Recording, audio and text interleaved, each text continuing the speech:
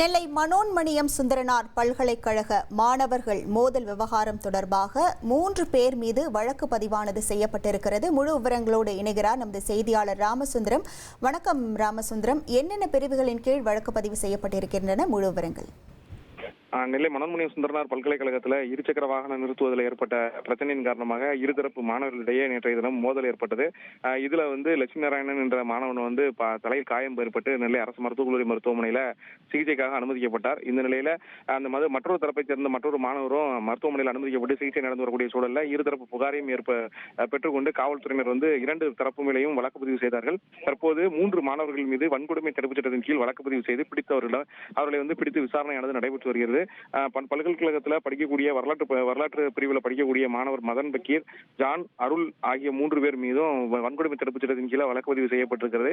தற்போது 3 பிடிக்கப்பட்டு பேட்டை காவல்துறையினால் விசாரணை நடத்தி வந்து கொண்டிருக்கிறார்கள்.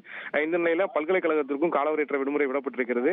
அந்த மற்றொரு தரப்பு அந்த லட்சுமி நாராயணன் அந்த பாதிக்கப்பட்ட லட்சுமி நாராயணன் மீதும் புகார் அளிக்கப்பட்டதன் அடிப்படையில் அவர் மீதும் 7 பிரிவின் கீழ் வழக்கு பதிவு செய்யப்பட்டு விசாரணையானது நடைபெற்று வருகிறது. உங்கள் விவரங்களுக்கு நன்றி ராமசுந்தரம். இனி செல்லும் இடமெல்லாம் செய்தி. தந்தை டிவியின் வாட்ஸ்அப் சேனலை ஃபாலோ பண்ணினா செல்ல இருக்கும் இடமெல்லாம் செய்தி. இதோ QR கோட் இப்பவே ஸ்கேன் பண்ணுங்க, ஃபாலோ பண்ணுங்க.